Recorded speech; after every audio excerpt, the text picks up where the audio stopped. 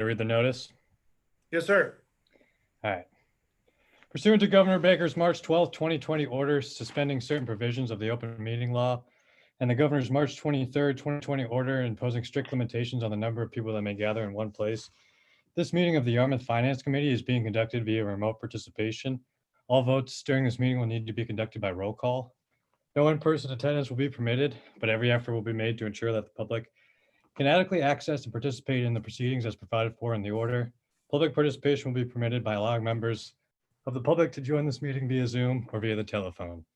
Mr. Chairman, you can just take a a roll call quorum to enter the meeting. Great, thank you. So we'll start with Jack. Present. Nate? Nate, you're muted. Okay, yes. Okay, George? Present. Sarah? Here. Robert? Present. Stephanie? Here. All present.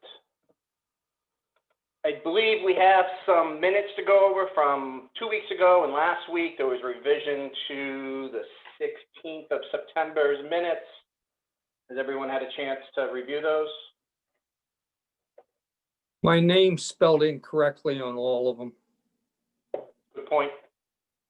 Okay, I also noticed on the one from 9/16, there was in italics my clarifying statement. It wasn't exactly what I said, so I've got some an amendment to that I can send, or I can just read right now. I don't see why you couldn't just read it as long as it's not too lengthy. Yeah, so it would just be revised to say, she commented that year-round housing doesn't necessarily mean capital A affordable housing, but housing that is naturally affordable, and that addressing year-round housing could bring revenue into the town as a pathway to generate a pathway. I don't know about market, pathway to generate revenue. Okay, any other changes or issues with these revised meeting minutes? Not from me. Anybody else?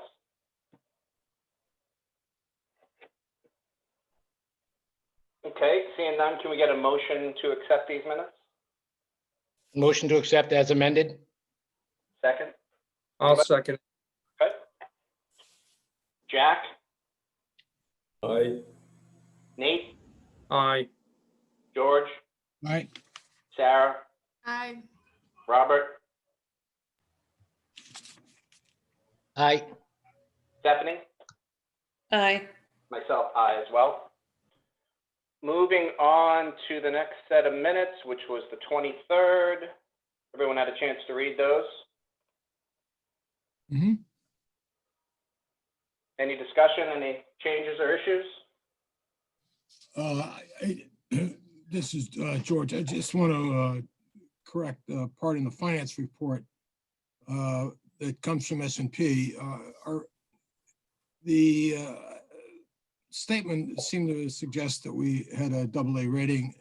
In fact, the report said that the short-term rating was SP1 plus, and the long-term rating was AA plus. So that should be corrected. And the implication, as I read it, made me think that this was for the town. It's not. It's on the three outstanding issues that we have: the ban and the two GOs that are out there. So it's those that were rated, and presumably we think if we go to the market again, whatever we go with would be rated similarly. But that's not. That rating has to be bought and paid for, by the way. We have a ratings call coming up that we have to make in lieu of a soon offering that needs to go to market. So that'll be coming soon, and then we'll know what the latest status is on that debt.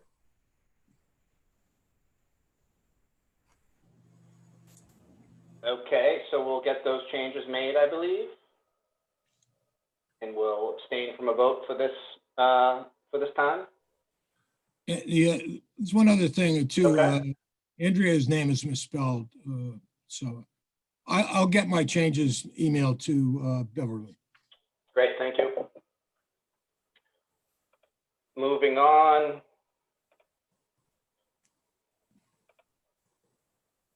So item 3 is the acceptance of the resignation of the chair. You Yep. Just need a roll call for that. Okay, Jack, Aye. Nate, Aye. George, Aye. I'm sorry, George, did I miss that? I'm Aye. sorry. Sarah, Aye. Nay. Robert, Aye. Stephanie, Aye. myself is an aye as well. Okay, and now election of a new chair, so you'll need to take some nominations into consideration. Okay, anybody want to make a nomination, please? I'll nominate Brian. I'll second that. Any other nominations? Stephanie, you want to make a nomination? No? Anybody else want to make a nomination? Motion to close nominations? Needs a second. Second.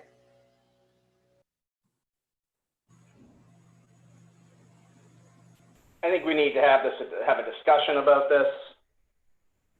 Yeah, so now it's made a second, you can have a discussion about it, so. So we did have a second, Good. correct? What's that? Did we have a second? Yes. Stephanie, I believe, made a second. Yes. I'm not fully convinced I'd like to accept that nomination. I was rather hoping someone else would like to step in.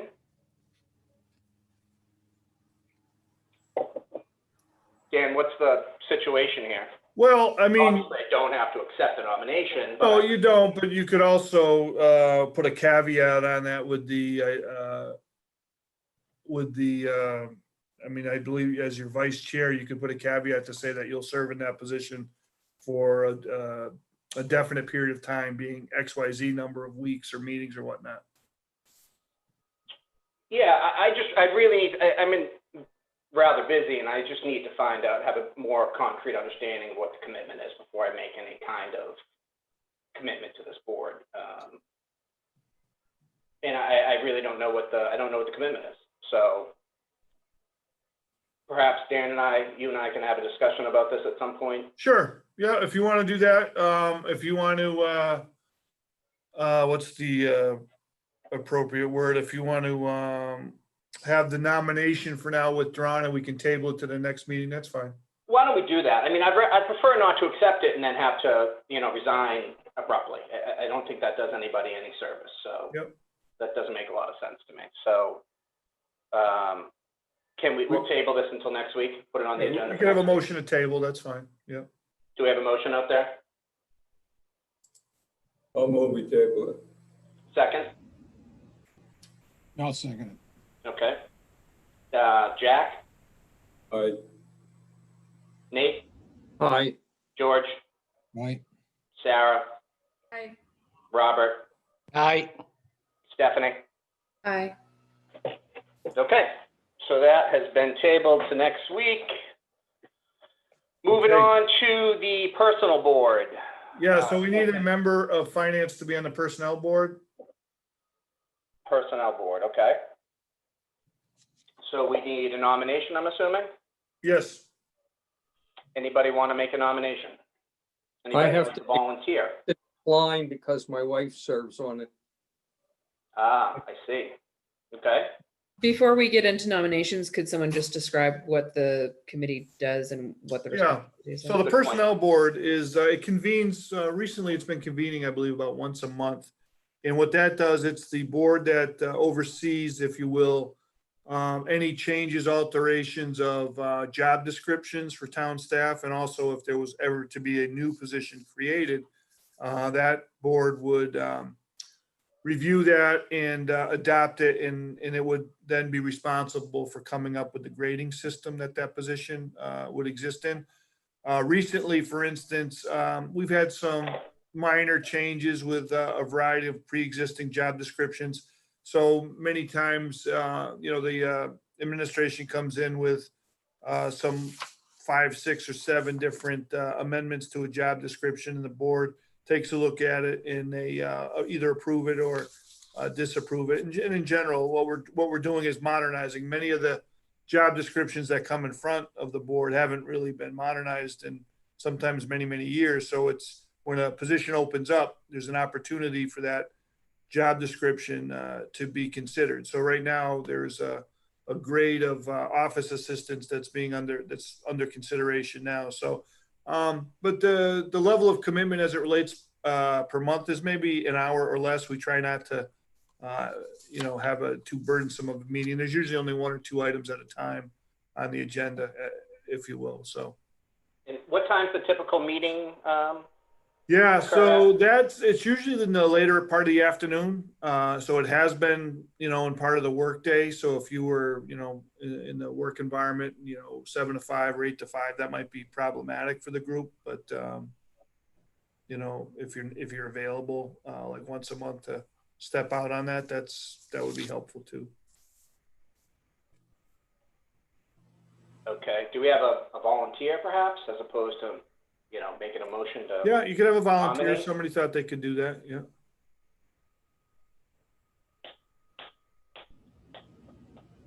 Okay. Well, I don't see anybody, and that means I'm assuming no one really wants to step up to this. I guess I'll do it for as long as I stay as chairman. Okay. So I guess I would need a nomination. No, if that's the case, you can, if the rest of the board is fine with that, you can just fill that role as Okay. a volunteer. All right. And that's been the tradition for the last 7 years or so. Okay, Yeah, it's that's been the fine. chairman, Robert, hasn't it, typically? Yeah, I believe? it's Yeah, always been the chairman's position. right. And just for clarification, how many other committees are there that are boards that FinCom members need to be assigned out to? The other one is the Capital Budget Committee. Oh, so it's only 2. Yeah, I'm only aware that it's only 2. Okay. So it's not overly burdensome. And I believe, Robert, aren't you that position? Was last layer on the CIPC, but we also get appointed to building Oh, building committees and whatnot? Which I'm on. with the new I ones. mean, for the DPW building committee. Yeah, there's that plus the school building committee. Yeah, School building. but those are coming to an end, so I don't foresee any new building projects of any magnitude on the horizon. Near term anyways. So I think going for, and kind of pigtailing on the capital budget, I was originally gonna step into that role. I'd like to make a motion to have Robert step back into that role. Sorry, into which role? Capital budget. That's not on the agenda, so Dan, I'm not sure that we can do that. Can we tie that in with? You know what, we don't need to address that tonight. However, I know we're gonna need to convene a capital budget meeting soon, so we can need to address that in the next meeting. Okay, I know that she's reaching out and trying to line that up, so. Yeah, Okay, so we can put that on the agenda for next meeting. okay. Does he actually need to be reappointed since he's already appointed? Well, if he's Well, gonna if not, I'm stay, appointed, yeah, you're appointed, right? but I'd gladly step aside. Yeah, if somebody else wanted it, I'm not, I'm smiling right now. Yeah, we need to see your face, Brian. Yeah, no, you don't. So I guess that brings us up to our department division head appearances, I believe. Yeah, so I have, Jeff I Colby believe in Jeff Colby. attendance. Yeah, Jeff Colby's gonna be on the call. And Pat Okay. Armstrong. So I think Jeff will go first. He's in the audience. Okay, Yes, I'm right here. good, Jeff. Thank you for having me. So I was asked to come and talk a little about DPW. I know you have some newer members, and I'm happy to do that. When I think of DPW, I think of infrastructure, and I encourage you to do so as well. That includes everything from roads to water to sewer when we have that someday, buildings and grounds, beaches, cemeteries, parks, waste management, quite a wide range of elements. In fact, the way we're currently structured for our department, we have 5 divisions: engineering, highway, building and grounds, water and wastewater, and waste management. So those are the 5. And briefly, what they do, engineering handles our road maintenance, a lot of project management is funneled through that division. Amanda Lima is our division head for that. She's the town engineer. Highway is obviously the roads in town. We have a significant number of miles of roads, 240 miles of roads that are maintained by the town. And so that's a significant responsibility. We currently do not have a highway superintendent, but the Board of Selectmen just recently approved a reorganization. So we do expect that we will be looking at an assistant DPW director that will oversee highway, building and grounds, and waste management in the very near future when that moves forward. Building and grounds, again, that's another vacancy that is Dick Court was previously in that position until relatively recently. That covers all town facilities, all beaches, and all cemeteries, parks. That's a pretty wide-ranging responsibility as well. Water, wastewater, we have a relatively new division head for that function. Lori Rosala was appointed, and wastewater was added to that responsibility. It was previously a water superintendent. Now it's a water and wastewater superintendent, anticipating the future wastewater component within the town. But we do have a treatment capacity within Yarmouth already, and that's in our septic facility. So that would fall under that position as well. So there's a lot going on in these various responsibilities. And the final division is waste management. And Roby Whitehouse is our waste management superintendent currently. Involves the disposal area as well as the commercial transfer station. That is a leased operation, and Covanta runs that, but the town person that's responsible for oversight of that would be Roby, the waste management superintendent. So that's kind of a general overview of our organization. A piece that I like to highlight, because I get asked a lot about it, is our projects. We do manage a lot of projects. One that I'm sure you're all well aware of is the DPW building. It came up earlier in this meeting. That project is going very well. It's on time, on budget, on schedule. We've got a really good contractor and a really good project management team and design team associated with that. And we are scheduled to move into that facility in February right now. There is still some follow-on work that will happen in the spring with vegetation and planting and cleanup of the site, some paving of other portions of the site where highway is currently operating out of now. But that is a component that's a project that's going very well. Another project is Parkers River Bridge. Amanda, our town engineer, is doing a great job leading that construction project team. And that has taken a little bit of a hiatus for the summer because it's a pretty disruptive project along Route 28. Mass DOT which owns the roadway and the bridge, does not allow us to do work during the summertime between Memorial Day and Labor Day. So now that we are after Labor Day, that will be starting up again in the very near future. We actually have a time of year restriction for water work that can be done that we're also as part of balancing that as well. So because of that, November 1st is the target date for the contractor to begin work again on that project. And that project is scheduled to be completed in the spring as well. So another big project that will be nice to get completed. Of course, wastewater is a big project that we have a significant town staff team working on, but we're very involved in. Another big project is a pump station rehab project. That is a project that we're looking for some additional funding request at town meeting. So I'm sure we'll have additional discussions about that, particularly as you take up some of those town meeting articles. But those are some of our bigger projects, and we do a lot of little projects, stormwater and drainage and things of that nature. But I'm happy to answer any questions you might have about Public Works or the things that we do or anything in general. Anybody have any questions for Jeff?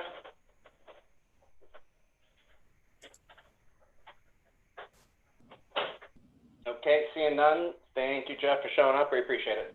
Okay, thank you very much. Have a good night. You too.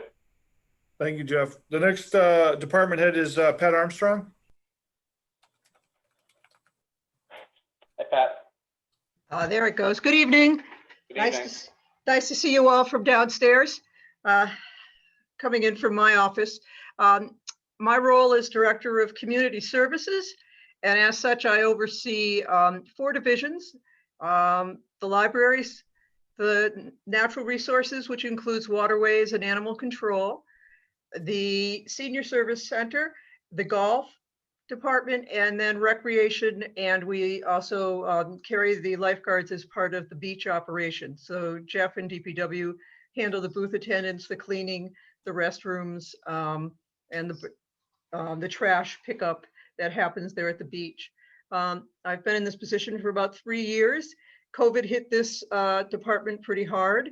When we shut down, we shut down a lot of services to the community. I wasn't surprised, but I laughed to see that golf got open before the senior centers, only because the seniors could really use more connections and a way to be safe. But we've had some really good creative plans as part of our division and divisions this year. The golf department opened early, as we've said, and as such, they are coming around with a $500,000 plus reserve going into the winter. So that's a very big number compared to years past. Very excited about that, even with the restricted access from carts as well as the extended tee times that happened. Scott and his group over there did a great job. Natural Resources had quite the summer. They do a lot of trail maintenance work, and this summer they were out on the river. I don't know if any of you were out on Bass River this summer to see the boats that were all rafted up together with many political signs and lots of craziness. But Carl and his group did a great job of keeping the river open and managed, and we had a very successful but very, very busy summer there on the waterways. A lot of people took out shellfish licenses for the first time. A lot of people are biking. You can't find a kayak or a bicycle in any store around, because it was how people could stay separate but yet be out in the outdoors. So very pleased. We are at full staff for the first time at Natural Resources in quite a while, and they're still struggling because there's so much happening.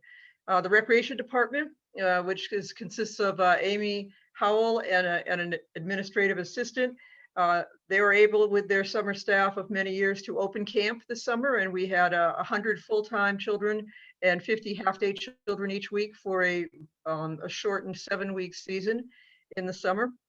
We had no incidents of the virus spreading, and there was a lot of grateful parents for giving their kids an opportunity to get out and be with other children and be prepared for this new school year. The libraries opened last Monday. Jane Kane and her staff were furloughed. Jane wasn't, but many of her staff was. And we've opened both South Yarmouth and West Yarmouth, doing a great job there.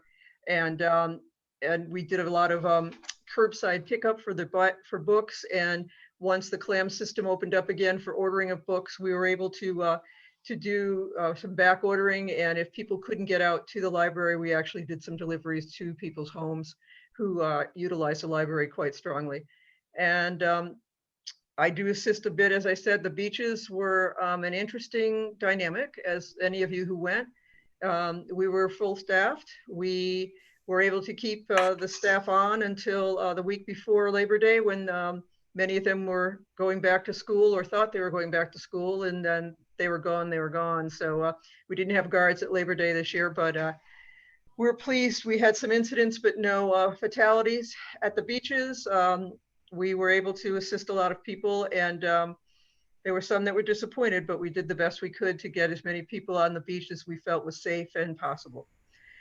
We are the only offset account left through recreation on the books, and that has been very helpful for us to be able to utilize that designation and keep that recreation program going. At the moment, we're doing some virtual programs, and we're also looking to see how we can manage the smaller programs with only 10 participants, but they're filling yoga, tennis lessons, soccer, We're doing a lot of different things. So can I answer any questions for you?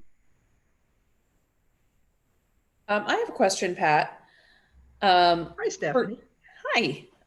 So a couple questions just about the beaches. One is, I would assume that, so are revenues down, relative to, stickers and or any daily passes or anything like that? Or are they I think Dan's more familiar. I've been out for the last 3 months with knee replacement surgery. I started last Monday. So Welcome Dan and there, thank you. Dan did mention to me today that the receipts were down. We were actually had to close entrance to the beaches when we felt there was enough people on the beach proper and wanted to keep that social distancing. Mhm. So the receipts were down, but Dan, I don't know if you recall how much that was. No, I don't have that number offhand. There was an uptick though on, Residence passes? no, Residents? daily payers at the gates. Daily payers compared to the weeklies, when we used to get the families that would come for vacation and Right. buy a week-long pass, and we didn't have, because it was recommended that people not do those rentals. And then just a point of curiosity, is there any particular reason that we don't require a beach sticker for grays? Well, it's an ongoing community discussion. We know that there's some challenges with parking and transportation up and down Center Street. We know that there's limited parking when you get to the end. It's always been open, and it's one of the hardest beaches for us to actually staff and manage because it's separated so far from the others. Right. So I have Dennis Pond and Grays on the north side, and then everything else is along 28 on the south side, except for Flax Pond and Sandy Pond. But the selectmen have talked about it a number of times, but they haven't been comfortable pulling the trigger and having us staff it at this point. We did this summer because of the concerns, have some police officers on duty. And we had those police officers there on high use days to discourage people from parking along the roadway and to tell people when there was no parking available and they had to turn around. I'm just curious, like from a revenue generation perspective, if you've done any kind of number crunching of how much you would need to pay in order to have people there and, for daily passes or whatever else. We could If fit it it's into worth it, but I'm just curious. We could fit it into the system. It would be interesting to see what kind of pass we would use. If we would have just a regular residence pass at $35 for the summer, Mhm. And any resident in town could use that. We put the 90 parking places and the number of people that are up there, we probably could cover one booth attendant. We already are paying the guards out of other receipts from other beaches, so that wouldn't have to be added in. It's feasible that we could do that. We've looked at a number of different revenue generating opportunities, but it's all about culture and history when it comes to Bass Hole. Okay. I do what I'm told.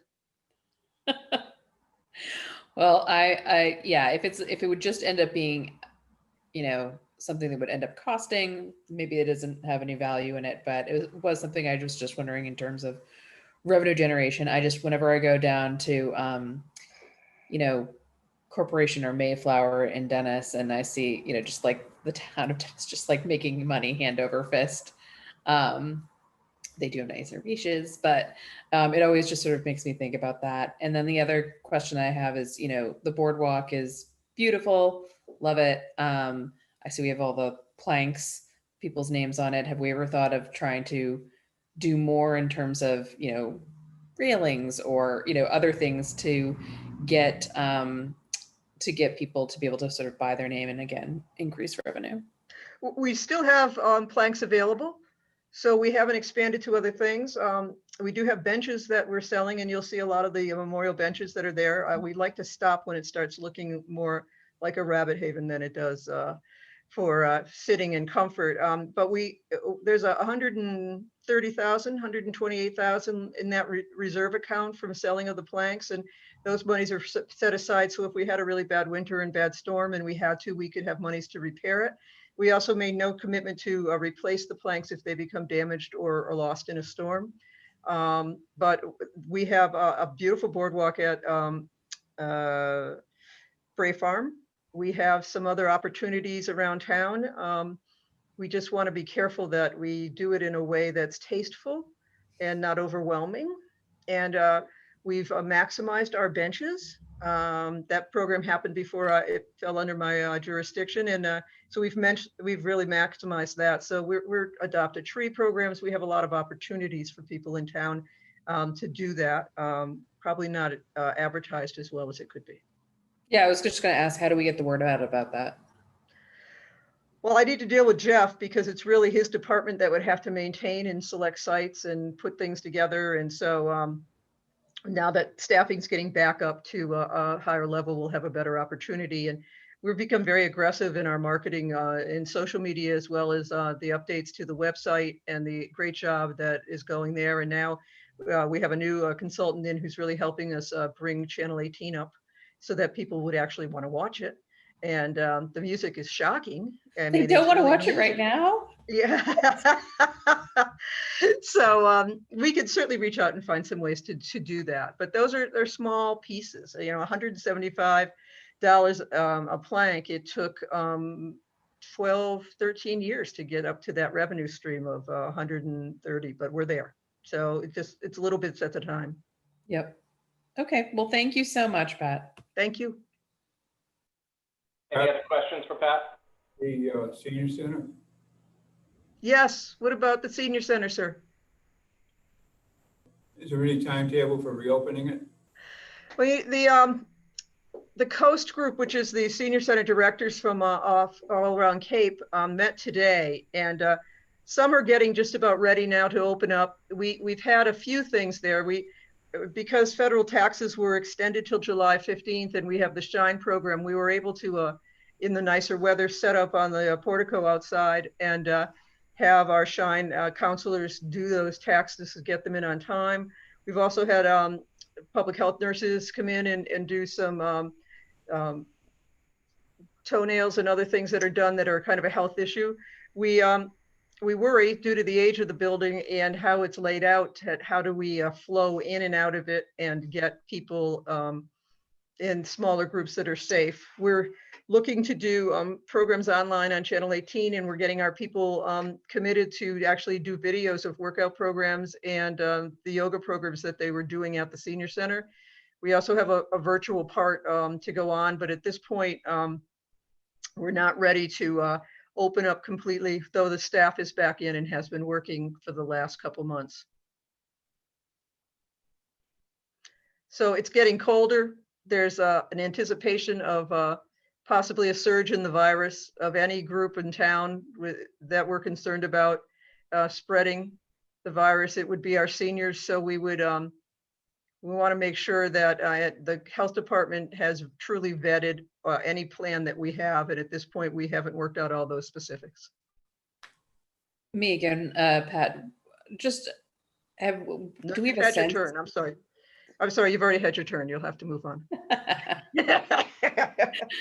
I can never have just one thought. So just curious though, do we have a sense of how our seniors are doing? I mean, especially those who live alone and are isolated.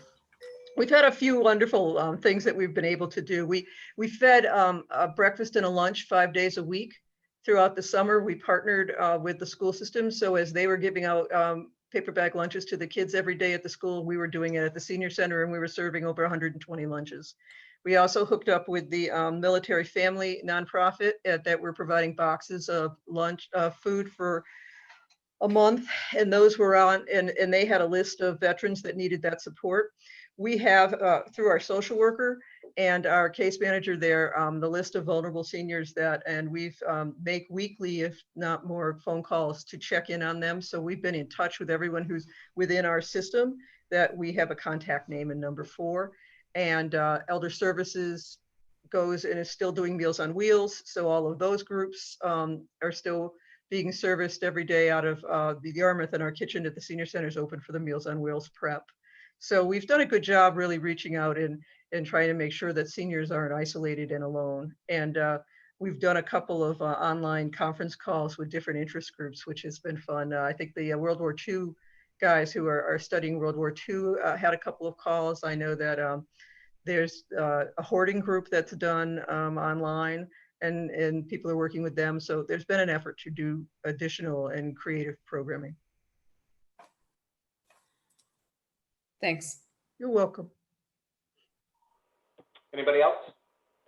Pat, George Perkins, could you just talk a little bit about the golf situation? What is it, revenue or expense, or more people because they need to get outside to exercise? 'Cause Yeah, it's- so golf play, George, is up nationwide, the best it's been since the mid 1990s, like the high point of the Tiger Mania era.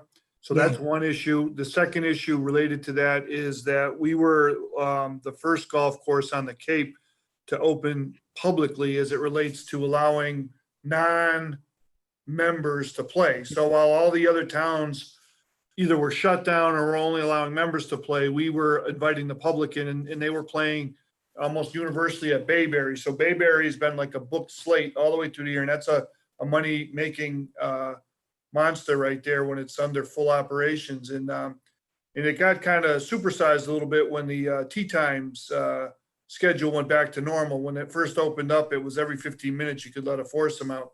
That coupled with a decision early last year, to lay off staff. In the past, golf management has been hesitant to release the staff over the winter because they were afraid they wouldn't come back. Well, we made the decision to cut things down early, eliminate the staff as much as possible. So the combination of an unbelievable golf year coupled with reducing expenses quickly in the off season led to the scenario that we had a pretty good story to tell for this past year. So we had a call today with a national golf consultant to kind of give us an idea of long-term trends. Now, this is an organization that runs something like 140 courses across the country. And across their entire family of courses, it was the same stories we had. It would have been hard to have had a bad year, but he said, looking ahead, the challenge is going to be what are the models that you can do to maximize some of the things you were soft, and everybody would agree concessions were soft. So that was generally kind of a strong area, particularly with Bass River in the recent history. What can we do to make that a better revenue stream? So he gave up with some good ideas. So we'll look to implement those next year. But one of the things that was most telling was that the prediction of a significant economic downturn probably 2 to 3 years out from now, which would likely return the number of rounds in golf to a more normal number. This is like a COVID type impact that's occurred, but eventually that'll kind of wane away as people get used to whatever normal is in the future. Things will open up, they'll wear their masks, they'll do this and that distancing, and then eventually golf will not be the only game in town, if you will. So it was good conversation. It was definitely some good things for us to think about for the future. But certainly for us personally, it came at a really good time because we were all very concerned about the future of golf here because we were having trouble the last couple of years. So the revenue stream this year should be characterized less by memberships and more by walk-ons. When we get those numbers on the 20th of October, I've asked Scott Gilmore to present to the Board of Selectmen retrospective on the year. But to your point, the driver of this was the daily players, which we knew we needed. No, I experienced it myself. I have a reason why I have to play late in the afternoon, and normally there's nobody on the golf course. Yeah. Now I have to go out of my way to make sure I get a tee time a day or two in advance just to get out there. Yeah. And one of the other things was we didn't have to discount things during the slow times in the week because there was always a pretty steady level of play out there, and there was no need to do that. Right. So I noticed. Yeah. How long we'll go for the ride, I'm not really sure, but. So it's a one-time deal, really. It's we're going to get as much out of it, George, as we possibly can, including some great ideas for upping the concession activity for next year. I think the term they used was, among other things, aggressive beverage cart management. So I'm not exactly sure what that looks like other than getting out there quicker and more often, but that was certainly something we'll take a look at. So. We aren't going to put Dan in a grass skirt and put him on the cart, that's for sure. But we will find a way to attract more. And the other part is many of our members bring their own beverages in. And we aren't able to really modify that too much. So we lose a lot of opportunities where other clubs are much more strict about outside food and beverages coming in. Yeah, I'm one of those members, but I bring my own water because you're not providing it anymore. Yeah, COVID. COVID, well, soon the plastic Oh, yeah. bottle ban's gonna hit us all right where it hurts, you know? September 21, no plastic bottles. Well, thank you all very much. I'm very pleased to have a chance to meet the new members and to be here. And my door is always open and Dan always knows where to find me. So if you have any other questions, and as soon as I find out about that senior center, I'll make the best effort I can to get it open and we'll let you know, okay? Great, thanks, Pat. Thank you. Thanks, Pat. Welcome, Dan. So, Brian, the next item was number 7, financial reports. Andrea's on the call. I know she's been going back and forth on some reporting formats. Great. Andrea? Good evening, everyone. As Dan mentioned, I've been working on looking at reports that you have and following up with requests specifically from your group. I pulled together a draft of the ICMA indicators, which I think George may have sort of led the charge on looking for that for the group. So I sent that out to you earlier this week. I would imagine you haven't really had a chance to look at it too much yet. So, it's not something that we need to discuss tonight, but I would ask that the group take a look at that and see what they think about those indicators. I think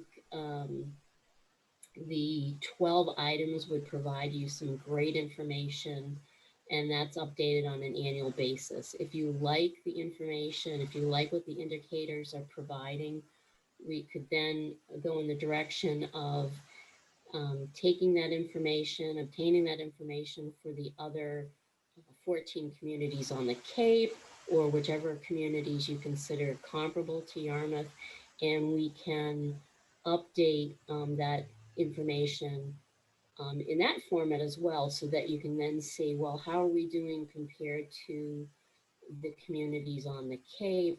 Perhaps there's some communities off Cape that you'd want to put in there for some specific indicators, maybe having to do with your split on your tax levy, commercial to residential, or debt ratios and things like that. So it's really a matter of you choosing which items you want to focus on, and then we can develop additional data points for you throughout the coming budget season. As we'd mentioned, excuse me, as we mentioned in last week's meeting, the finance department has a large amount of reports already created that draw from your system of record from Munis. So rather than spending too much time manually updating things that you already have, I thought it would be wise for us to take a look at the reports that exist, and then perhaps circulate some different reports than what you've been getting on a monthly basis. I know that last week you had mentioned that you wanted some greater detail for revenues, for example, and local receipts and that sort of thing. All those reports exist.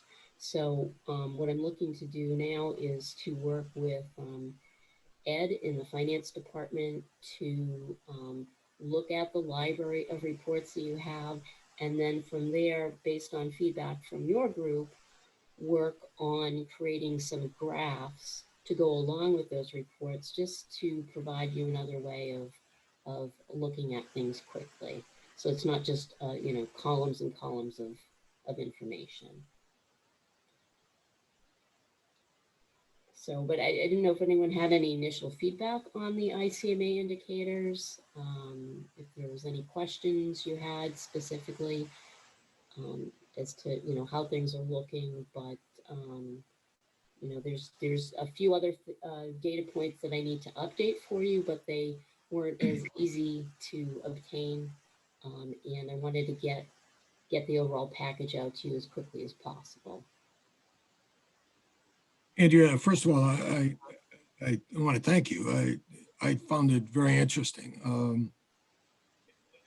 One of the ways I'm able to understand what's information in those charts is by reading the code that's in the underlying, well, they're just Excel programs, but the formulaic code for each of the cells allows me to understand where the calculations are coming from. So I have a very good sense of now, because of what you sent me, what's being presented there. I've looked at the database, and this looks like, to me, the old Schedule A database, which I won't bore you with how I know about it, but just getting access to that, I think that's sort of a chore that you've undertaken, if that's how you use the word populating those charts. If that's how you're getting the data, boy, that's really a chore. I wonder why you can't have access to the whole database and but I won't get into the programming aspects. But well, the great thing is that the DLS, the Division of Local Services, has a huge amount of data now in their data bank, and they maintain that not only for what we report through the Schedule A and other reports, but they do that across the state. So we have a huge amount of information available for comparison. The DLS also has some great dashboards out there, but again, it's you're dealing with information that is updated on an annual basis. right. So, I mean, so there's some great information out there now that we've updated locally, the 10 years of data. Updating that annually won't be that big of a deal. I think in the near future that the DLS will be able to populate those indicators for us. And once they get to that point, then they'll be able to do the comparisons across the state for us as well. So that's coming, I would think, in the near future, to be honest with you. They've done a great job with that. In terms of looking at, real-time information and seeing how things are going throughout the year, that's where I would say, you're best off using the information from Munis because it's right there. So, that information is available. Sorry, that's one of my dogs being a squeaky toy. I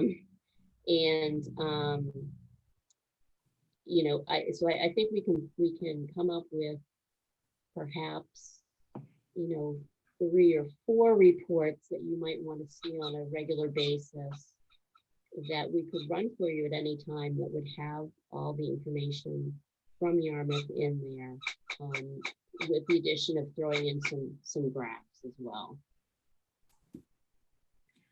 I just like to make a point that regular reporting, I never received that for whatever reason. I remember Ken kept trying to get it for me, and okay. Well, I'll speak to Ed in finance about that as well. I know there's a number of reports that are generated on a monthly basis, sent out to the Board of Selectmen and department heads and so forth. So we can, well, I'm just saying, if everybody else is getting it for whatever reason, I haven't been, and if nobody's getting it, then I guess we got a problem we got to solve for everybody. Well, again, I'll check with Ed on that, since I'm kind of new to the organization and I'm not, privy to all of that. So I will work with him in the coming days to locate the reports based on feedback that I've already received from the group in terms of what you'd like to look at on a regular basis. See if we can't put some graphs in there to mix that up and provide you some additional views of up-to-date Yarmouth information. And that will contain a lot of trend information as well. So you can see, okay, here's how local receipts are looking at for the first quarter of this fiscal year. How did that look, you know, a year ago or a couple of years ago? So we'll pull those together, and then once we have those, make sure that the group receives them on a regular basis, and certainly before each meeting that you have, and you can go from there. But again, the comparable information from other communities is not readily available in-house. So that's something that I would work on updating for you. And then, you know, once that's done, it's relatively simple to update that up on an annual basis until the DLS gets their database doing that for you. One final question on the indicators. You started in 2010. Is that because the database that's available online begins then, or is that was just an arbitrary starting point for you? Right, for trend information, to do more than that really isn't, you know, the best thing to have. Certainly, as we update from year to year, that information would still be maintained, but Well, I mean, I would disagree. I would think, seeing how the town was financially impacted by the last severe economic downturn, you know, we've only had 3 significant economic downturns in the past century, but 2 of them have occurred in the last decade. So right. Well, there would certainly be a lot of information that we can get from the DLS that occurred. In many cases, there's things that go back to the 70s.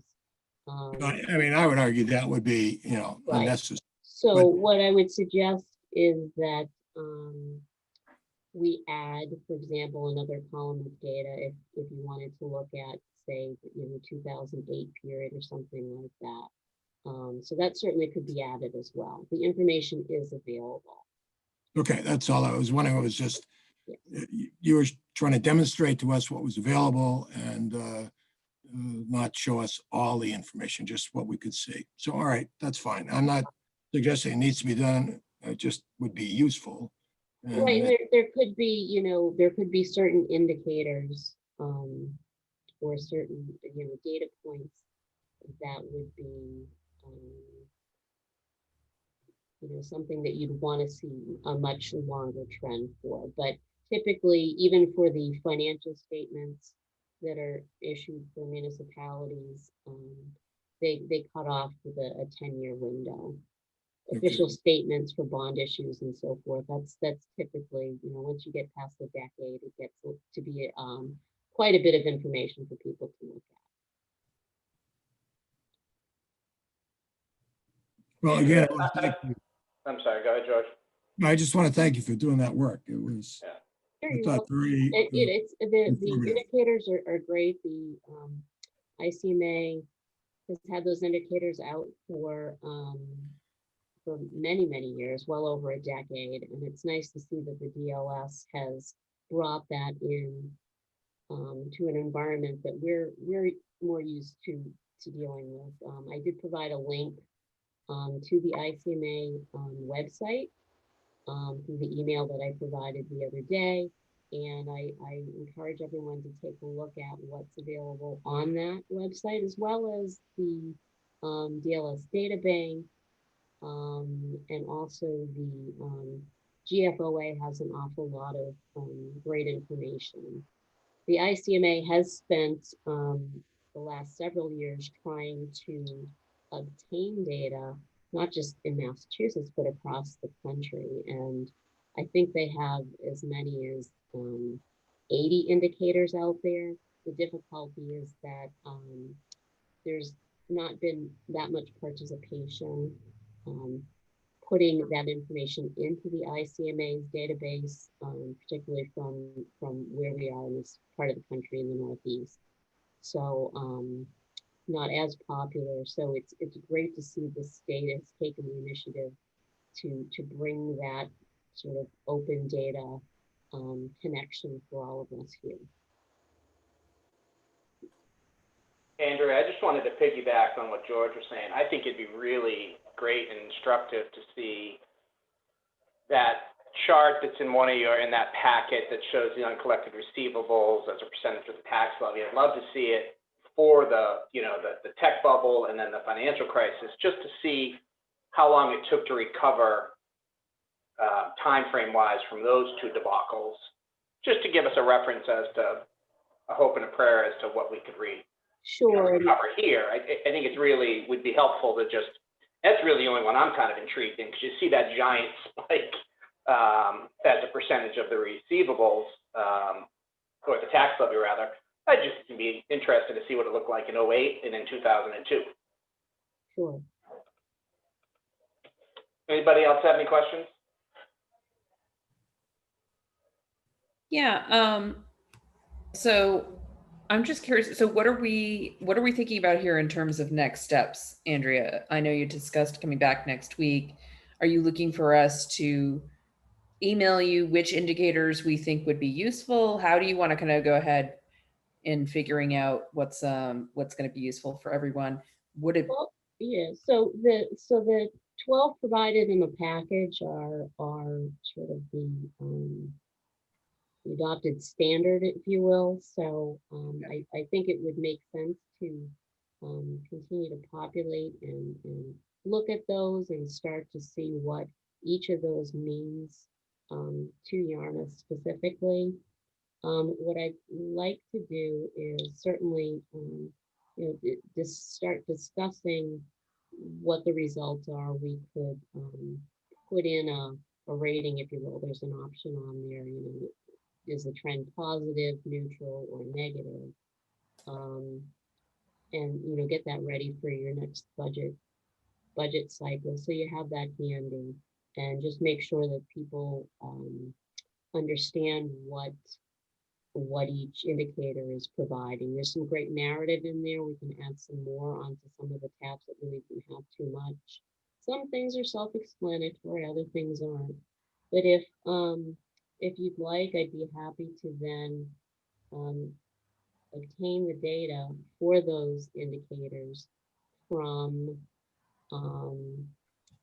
either, it makes your graphs and things quite big, but we could put all 15 communities of the Cape, for example, so that you can look at that and you can see and do some ranking if you want. And perhaps there's some other ones, a subset of that you might want to look at, since there's a variation in population and levy size and things of that nature. But it wouldn't take that much for me to grab all that information for all 15 communities, or excuse me, the remaining 14 communities, and then show that to you and see what you think of that. And that way, you can start to think about in the future, okay, well, these indicators are very helpful, but I'd like some additional data points for something else. For example, I didn't yet populate the breakout of your state aid because, that's not necessarily something that Yarmouth can control or make changes to. So I started looking at some of the other things first. It'll take some time to pull together, well, how much general aid do you receive? How much payback do you get for veterans benefits and things like that?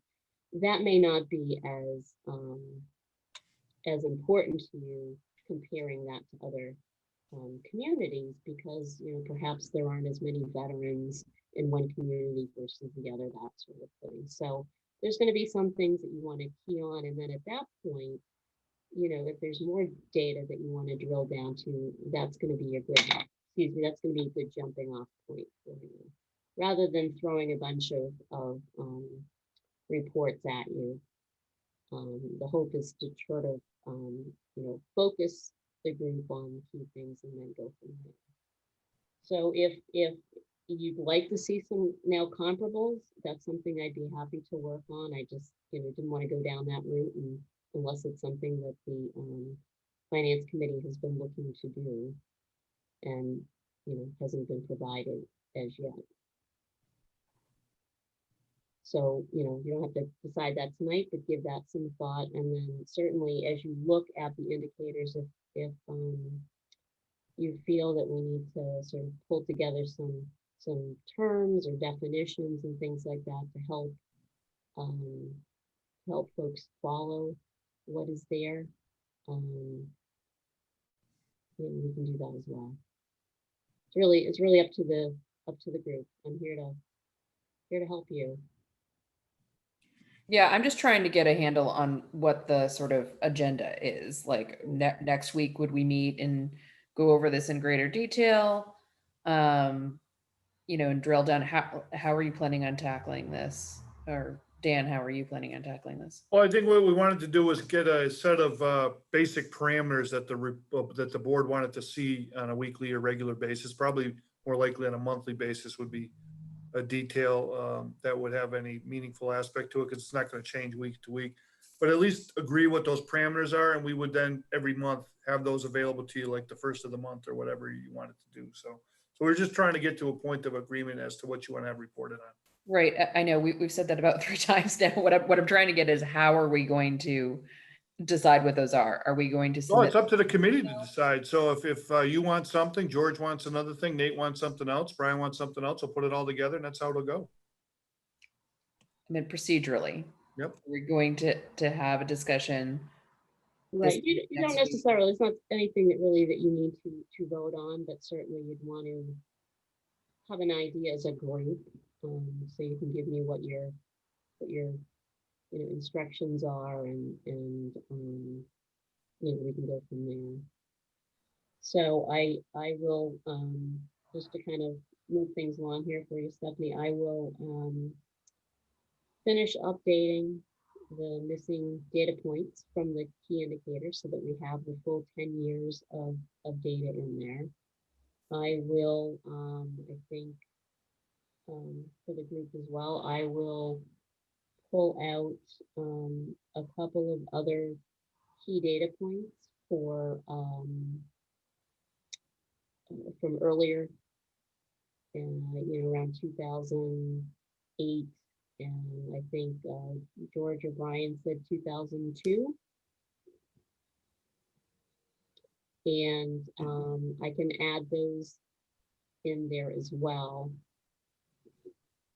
And if you would like, I can start pulling together that same data for the other communities. And so in that case, I wouldn't be pulling together 10 years of data for each community, but I would pull together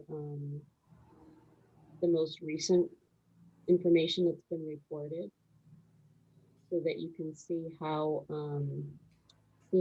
Yarmouth is doing most recently compared to the other comparable communities. And then if you see the need to go back a few other years, we could certainly do that. It is a lot of data mining. So I'd like to give you some more recent information. And perhaps, in addition to reporting year of fiscal 20, you may want something from 2008 to see if we're doing better or the same perhaps during those prior economic downturns. But I'll start off by getting the most recent information for all 15 communities. You can take a look at the results of that and then decide, well, you know what, maybe we don't want to see all of the Cape, maybe we want to see mid-Cape, for example. I mean, I would say, I don't know that comparing us just to other towns on the Cape is something that I think that could be helpful, but there are a lot of things that we like to say on the Cape, like we do things differently here and we're unique, but in reality, that's not always the best thing. And so I would like to honestly see some benchmarks for other, that are either statewide as a point of comparison or, comparable mid-sized, size municipality that's maybe in the 495 belt or something like that, so that we can just sort of get a sense of what's a appropriate ratio of commercial versus residential property. What's a healthy population, numbers, these sorts of things, because I think on the Cape, we tend to live in our own little bubble and echo chamber. And that's not necessarily healthy and indicative of a healthy community. So I don't know what you would pick, but I'd love to have some other kind of outside barometer besides just other towns on the Cape. Sure. I had actually gone through this with my last community, the town of Dedham, and Dedham's great. it's great. So it was sort of the same thing. People weren't really sure who they wanted to compare themselves to. So they selected a number of communities that were near Dedham, and then we selected some outside of that that were comparable for a variety of factors, and I kind of laid them out. On one hand, it was a helpful exercise. I think when we get down to it, it was difficult for people to agree what those comparables would be, especially since right now we don't have all of that data at our fingertips. So as people would change, well, I want this for that, it gets to be a little bit difficult. But by using the information that's strictly out on the DLS, you have a greater chance of getting information that you can do things with, move around, and change your mind with. When it comes to other key indicators within the community, say looking at number of building permits and things like that, then it gets really difficult because aside from population and land mass and snow and ice and all those different things, you have to deal with the different structures of the organization. So for example, Dedham had a rather large school district, and then they had some regional districts that they belonged to. So some may have a different setup, if you will, for your what you consider general government versus another community. So then you end up looking at needing to scrub the data so that you don't get comparisons that actually don't make sense. And then at the end of the day, you'll find that we are Yarmouth, and even though we don't compare in terms of X, Y, Z, we're okay with that because we're making the decision to put more money into streets and roads and that sort of thing. But using the state data, I think will give you some good ideas to get started with. So if the group isn't sure at this point which communities they'd like to compare to, I'm happy to do some analysis based on perhaps population and things like that to give you an idea of what you might want to choose from. I'm also just curious, I mean, haven't we done studies over the years that we picked a comparison city or town for any kind of studies that we've done that would also just be something that was kind of a default we could pick from? We do benchmarks on a variety of communities. A lot of times we do it for very specific indicators, particularly related to negotiations on collective bargaining contracts. whether that be our spend on educational incentives for employees, healthcare spends. So it all depends. It more comes down to like a matter of what are the parameters specifically that you'd like us to be benchmarked on. Ed's going to generate a document on October 20th for the Board of Selectmen that should kind of give you an understanding of the how we rate amongst similar peer communities as it relates to our cash reserve situation, which is good. You can also look at how long what's your schedule to pay off your pension liability as a for instance. What have you done about OPEB? So it really comes down to, what metric do you want to be benchmarked against? And we typically pick communities in a similar size population demographic and a similar sized wealth demographic as us. And there's a few of those in pretty close proximity off Cape that we often look at. Okay. I'm just curious for the rest of the committee because I'm the new member here. And so do the other members of the committee feel, like these indicators, like you feel comfortable reading them and understanding them? Would it be useful to kind of go through each of them, if not tonight, then next week or something? If not, if it's just me, then I'll meet one-on-one with Andrea. I think that would be a great thing to do, to have a little lesson as to how to decipher all this data and how it applies to us. I agree with you. I would concur also, and also mention that the website for the Department of Local Services has the template for each of the things that Andrea is calculating for us. In fact, it was in her report. But for each of the indicators, it describes what is being calculated and how you interpret it. So I think much of that is in the package that Andrea sent us. But I would think we would benefit from taking time during a meeting, if not spending a whole meeting, and walking through it ourselves and asking questions that Andrea, Dan could answer for us. It's just, there's an awful lot there. And not one of us are financial professionals, but I have some background there, but all of it in the corporate world. So in the municipal world, I'm drawing analogies, but I don't know that it's correct. So I think we would benefit from that.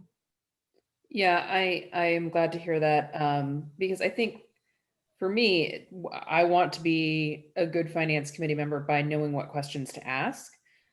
And I feel like going through exercises like that, again, to the degree that the rest of the committee is interested in it, if not privately, would be very instrumental in terms of helping me personally feel like I'm looking out for the right things and asking the right questions.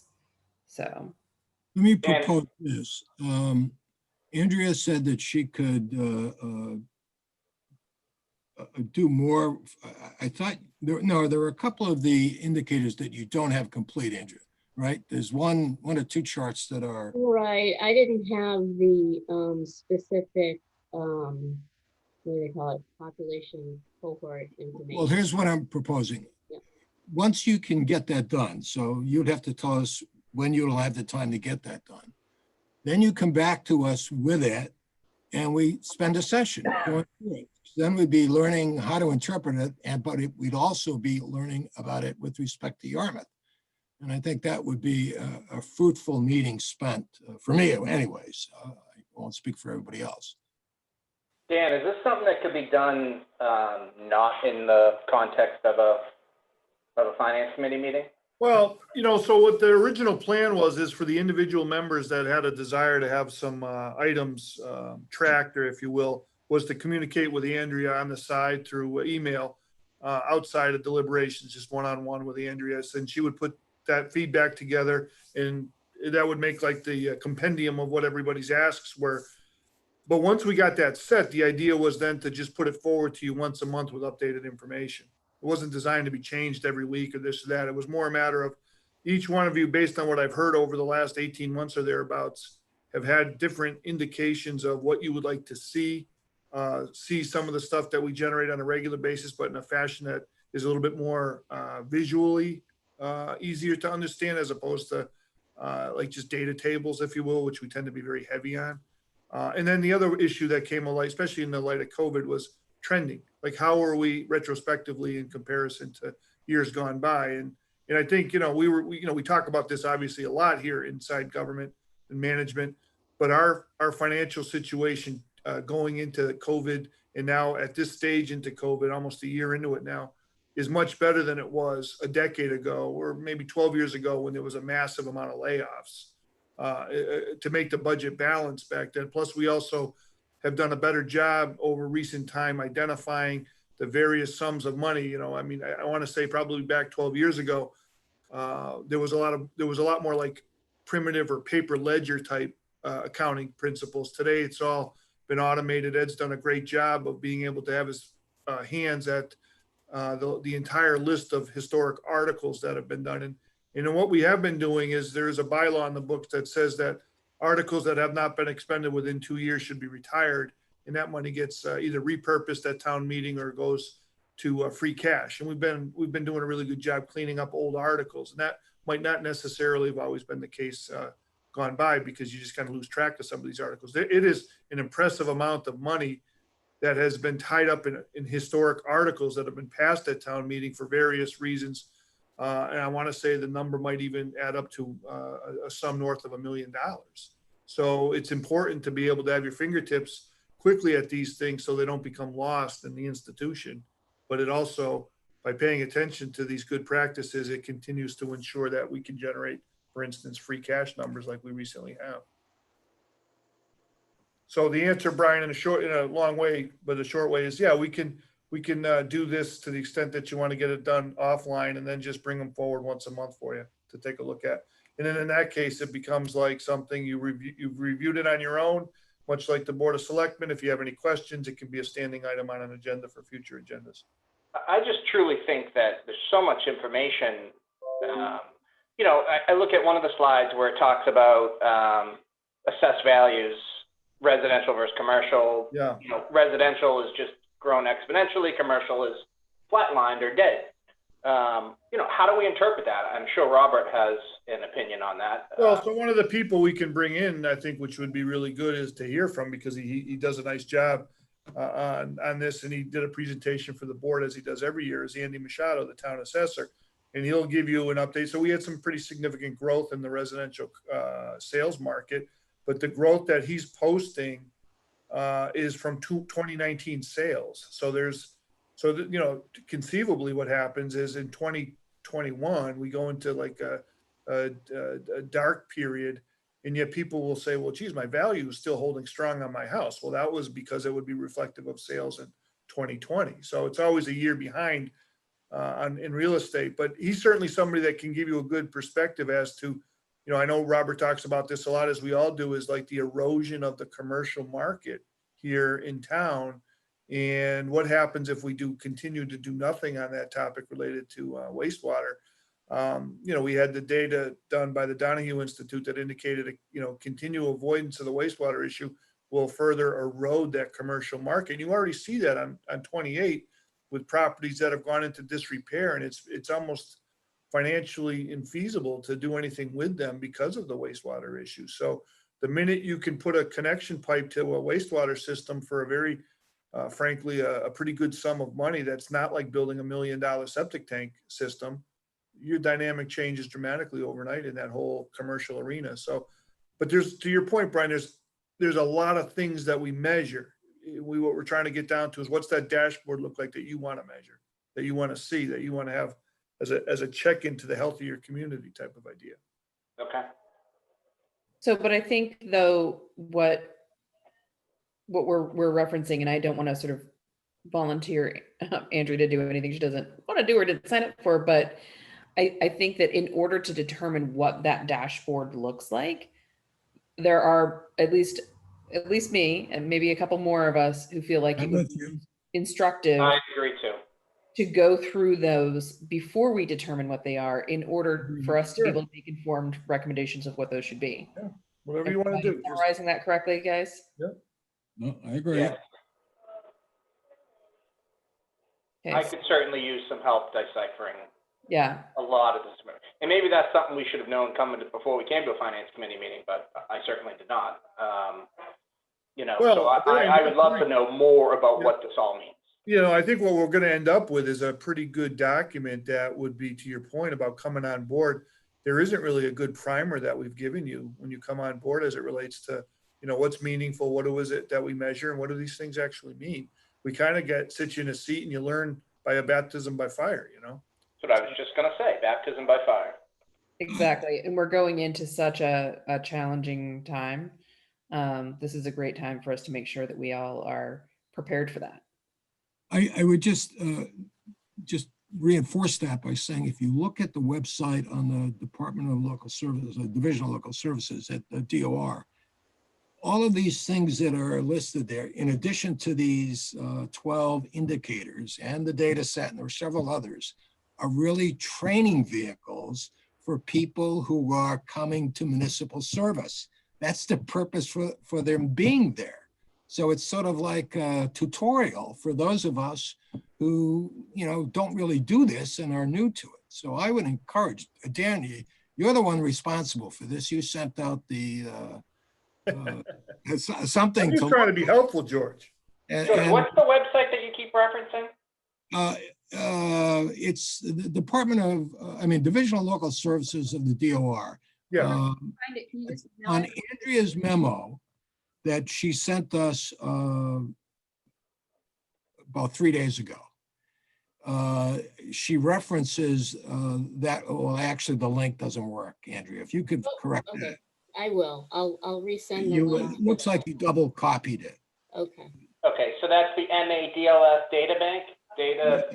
Well, that's the data bank, but there's a whole list of other pages that are associated with that URL. And it's basically to train people to be familiar with municipal services, the financial aspect of municipal services. Okay, that link doesn't work, okay. When we're done, I'll send everybody the link. Thank you. Just to clarify, when you say the report that Andrea sent us, are you talking about the email from Tuesday with the indicators that we were just discussing? Right. And there was a cover letter to that. And in that cover letter, there were 2 links. One of the links was to the database. But, Oh, the email. Yeah. Okay. and the link was bad, but I'm very familiar with the website. So Yeah, I was that's just why. afraid I was missing like yeah, another. they did a major update about, I think about a year or so ago, and that kind of threw everybody for a loop because then you couldn't find all your great information. But now it's been out there, people are getting used to it. There really is a great deal of info. My familiarity with the database goes back to the 70s. I did my dissertation based on it, and I actually got my first National Science Foundation grant to turn that database into a large longitudinal database when I was at the University of Wisconsin.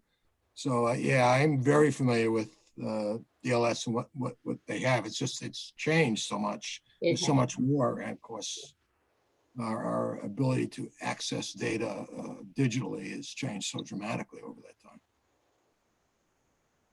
For sure. Thank you, Andrea. All right, so I will finish that packet and we'll pull together some other reports for you and, you know, at some point in the future, certainly offer up a discussion. But we'll kind of hold off on that until you're comfortable with the information that you're looking at. It sounds like we're still searching for the right pieces of information. So I'll continue to generate some things for you to look at, and we still have some time before your budget season kicks off, and we'll go from there. No, I'm sorry. I think what we agreed though is that we'd like you to present on what you just sent us Maybe add one or two other things that weren't completed in there, and go through and just go through it, sort of saying, this is what this means, this is what this means, so that we can tell you what indicators we would like to have in our regular book. Like, I don't think we're going to make this decision based on you just sending us copies of it and us sort of Correct. like somehow moving it through osmosis. I think what we're saying is that we'd like you to present on it and let us ask you questions about what are we looking at here? What does this mean? That type of thing. So like, if you could do a presentation on the that would be great. We need some Like- virtual schooling on this. Sure, we can do that. I think, so you'll want to look at what your agendas are going to be looking like in the next few weeks. And what I'd like to do, since, we're looking at Yarmouth data, is I would like to circle back with Ed to include him in the discussion, since he has the information specific to Yarmouth, and make sure that that the both of us are sort of on the same page in terms of how we're going to provide that information to the group. Sure. I mean, I'll speak for myself, but I'm less concerned about what the data actually says at this point in time for Yarmouth, and more interested in what the indicators are. So like George's recommendation that we, look back to 08 and other times, is a great piece of feedback for you in terms of what ultimately we're going to want to look at on a regular basis. But I think for me, I'm more interested in just what do these indicators mean, and what would we be looking at, and then through that process, figuring out amongst us what specific additional indicators we would want, data points we would want from that indicator or not. For me, it's less about the actual going through the data like itself right now, if that makes sense. I understand that we would need to modify that and you would need more time on that. I'm just saying, like, let's just go through what the indicators are.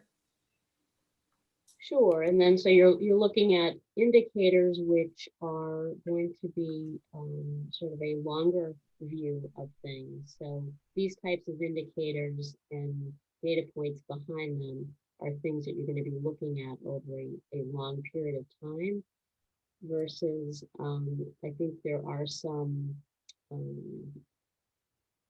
revenue and expense information that the group is going to be looking for on an ongoing basis. So we'll kind of handle that in two ways, if you will, because some of the information that you're looking at isn't going to be, it's not something that you're going to be looking at, as Dan had mentioned. It's not something that you're going to be looking at on an ongoing basis. You may look at the indicators, once a year as you're heading into your budget season, for example. And then there's going to be some other things that you're going to want to look at as a group as you go through the budget cycle. How are things looking? Are there departments that haven't spent certain amounts of money? And if so, let's bring them in and see whether or not we can use that money for something else, that sort of thing. So I'll leave that up to the group. So when you want to have have us in, I would say probably not next week, but within the next couple of weeks, I can let you know when that indicator book is complete, and leave it up to you as to when you want to schedule a tutorial on that. Okay, that sounds like a plan. Stephanie, you have any thoughts? Yeah, I mean, that sounds fine. I think we just need something really basic to start off with. Yep. And then Elementary. Since you are meeting weekly, I will continue to work on some of the other reports that are coming from your system. And, those are things that we can talk about as they become available. Because you're going to be looking at sort of two different sources of information, things that are available from the DLS, sort of at a higher level, maybe getting into some comparables later on. And then it sounds to me like you wanted some reports that were going to be issued to you at least on a monthly basis that are, don't have to do with these data points that we're talking about. Probably. I just think for either set of data, Mhm. it would be great to just sort of go through a basic primer 101. I mean, I could even share my screen right now and say, I'm looking right now at page 15 of your packet and has debt service, exempt versus not exempt. Basic questions of what does exempt versus not exempt mean?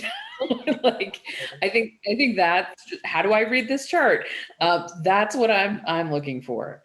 Really basic, and then from there we would kind of, I think, be a little bit more informed in terms of being able to determine what you're asking for from us. And have you been receiving monthly revenue and expense reports? Or is that just not, if there's reports that you have been getting that you continue to receive, if you wanted to have some dialogue about what those reports are providing, we get we can do something. that as well. We get something that, to be honest, I have no idea how to read. Okay, all right. I believe you get the reports that come out of finance department. That's what I was talking about. Tables that don't necessarily mean a lot to you. What we're trying to do is break that information down in a more pictographic form that's easier to understand or appreciate. Okay. But I'd love to learn how to read that information when it comes I out. certainly can do that for you as well. Yeah. All right. And let me reassert, I don't get those for whatever reason. Yeah, I don't know why you're not getting those. I thought we took care of that a while ago, but we'll have a finance put you on the same report distribution list that the selectmen are on. So to reiterate, I think to say what I think Stephanie has said, but just to make sure it's heard. We're going to look at the indicators again so that we can understand how to interpret them. What information can be gleaned? Why are we getting these? And what can we do with them? We just don't want to put you to the grief of putting these things together. We want to use them to inform our decision-making. So yeah, I think we could work off what we already have and just have somebody walk us through what we can infer from the charts and the raw data, not the raw data, but the data, the values for the indicators. Okay. And then beyond that, I think we have to come up with a set of peers. We can have a discussion about that because we need to compare ourselves to something. There is no standard in finance. It's always how you are doing relative to somebody else. So who do we want to compare ourselves with? And I think Dan said there are multiple opportunities for that. We do it for negotiations. We do it for other departments in the town. So we can, piggyback off that. Yeah, I'd mentioned that to Ed a few weeks ago, and I know he's working on getting that list together on the natural colleagues that we have in similar statistics. So, and when Andrea shows us the information at the Department of Local Services, that dashboard there will allow you to pick off those towns. There's a function there that shows you, I don't know, how many various characteristics that they have data on, and you can just pick towns off according to those characteristics. Right. So it becomes very, very easy to do. Sure. And if you'd like, we can include, us actually going out on the DLS site together. Yeah. George can probably, do something else while we're doing that. I'm happy to. He might really enjoy it. He sounds like he's a real data guy. So we can, poke around there. I can show you the dashboards that we keep talking about and get you familiar with that. And finally, we just need to agree on what we get as recurring reports, just some sort of, 5 things we need to know every meeting before we, move on. Yeah, subsequent to that. So did I say everything you meant, Stephanie? Better than I did. That's Well, what I want to. anyway, at least we got 2 of us that are happy. All right. Oh. 3 of us. All right. Great. There's a 4. thumbs up, yay. Notice it's the new people. So Andrew, I think we're all set then. Thank you for your time. Okay. Dan, I Okay, guess thank transfers you. is next. No, there's no transfers. Beautiful. FinCom administrative items. Do we have any of those? I have a question for you. I think it falls under admin. Are we meeting every week because we're meeting with the department heads right now, Yeah, or? that's one of the reasons, and also very soon we'll be getting into the budget cycle. So we're about a few weeks behind on that, but I mean, you could definitely, I will put this date on the calendar. The Board of Selectmen had asked if you would be available to do a joint meeting with them on October 20th. So beyond October 20th, other than just meeting with the department heads in advance of the budget activity that you get into in great detail through the month of January and February, there isn't really a need to meet every week if you wanted to take some time off, maybe a week or 2 here before the 20th, but certainly plan on being part of the meeting on the 20th of October for those that want to. Okay. Can I make a proposal? I'm speaking only for myself. I'm not so sure it's necessary that we have to take the time of these various department heads. But I think focusing what time we have on understanding the information that could be available to us would be far more productive. It's your call. I mean, they like to meet you, and they know that there's been some turnover in the group. So I think it's, instructive, but you will see them again during the That's why we're going to see them anyway. at budget time. That's correct. I think it's useful to have them come in. I just, I would agree in terms of how we spend our time over the next couple of weeks. I think it'd be great to have going over, I think we're going to have to meet with Andrea and go over, the indicators that she sent out this week. That might take one meeting, the DLS might take another meeting. And if we layer on top of those maybe at the beginning, some department head intros, that would also, I'm sure be helpful. I'm just not, I think I had heard us say before that we were going to do like 1-hour meetings for the next, I don't know how many weeks. And like, I would rather have a 2-hour meeting every 2 weeks or something like that than meet every single week. It's just, it's a lot. Agreed. I agree. Yeah. Agreed. Dan, are we going to know in advance, like the 2 department heads we met with today, would we know in advance who they were on the agenda, or just listed? It's a little bit of it's based on their availability, and I know Jeff and Pat were the first to step forward, and you had Ed last week. I asked Ed to go first because there was the desire to have some more information on finances and whatnot. But other than that, I mean, with department heads, you only have just the police, fire, building, and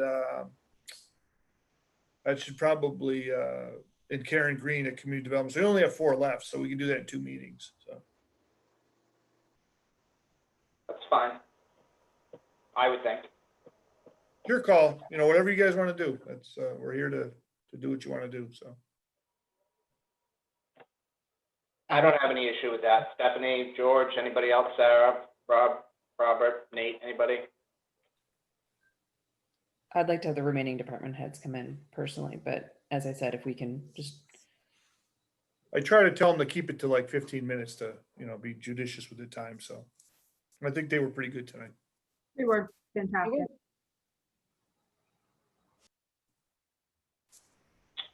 Do we need to make a motion on something like this? or No, I mean, well, in the case that if you don't have a consensus on it and you wanted to bring it to a vote, that the vote in itself makes consensus, but I mean, I'm happy to do, like I said, whatever you want. If everybody wants to get this done and we can get it done in the next 3 weeks or something, that's fine.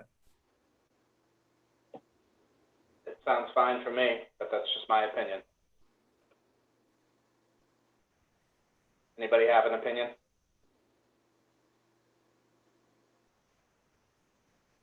So let's go with that then. Okay, that's fine. On new business, the only thing that I have for you is, I'm not sure if you knew by now, but I will be departing service with the town of Yarmouth on January 22nd, or sooner, if not sooner. So it's been a great pleasure working with the finance committee. It's been certainly something that I took over, I think, in 2018. And I think we've done a lot of great things here, but it's time for me to move on. So. Dan. Boy, Sorry to hear that. Got to know you, I'm you know? sorry to hear that. Yeah, very sorry to hear that.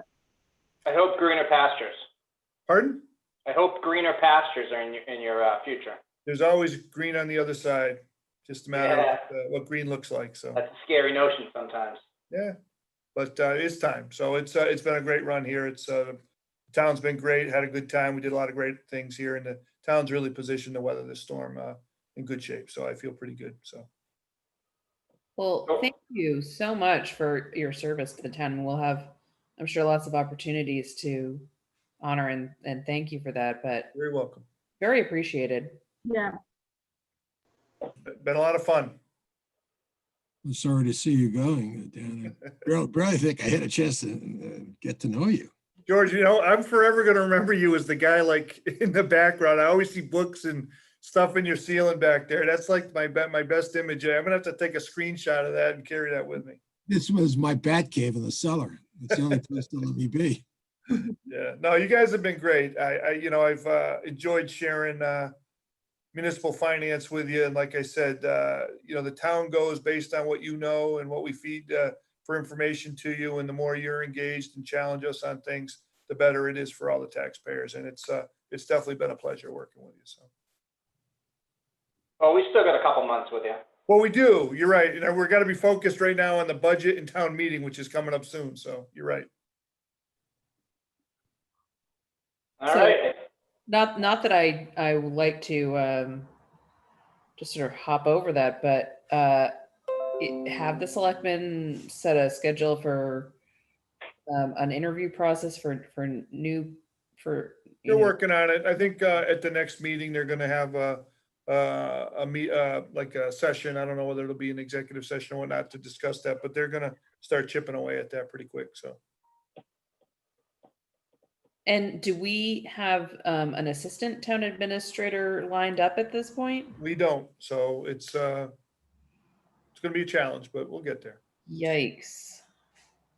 That's concerning. You'll be in good hands all the way for the next 4 months, I'm sure. But once the budget's set, I plan on delivering that to the Board of Selectmen on the Finance Committee officially on December 15th. And once that goes in, then you have kind of like the holiday break, and then starts the arduous process of interviewing all the departments and whatnot. So, it's a very skilled and senior squad here. They know the drill. You're in good hands with Ed. For sure on that. And I think you'll be in good shape. And there's a period of time in which we just kind of work on autopilot, getting to the lead up of a town meeting in April. So, but certainly, the appointments need to be made sooner rather than later for sure. So, but getting the budget done and getting it delivered is a huge issue taken care of by December. So. Well, Dan, I'm sorry to see you go. But I guess I'm gonna move to adjourn. Certainly can. Yeah, Anybody second? I second myself. Sure. I'll second. Just need a roll call. Okay. Jack, is he still there? He's like, no. I guess he left. All right. Nate, Yes. George, Yes.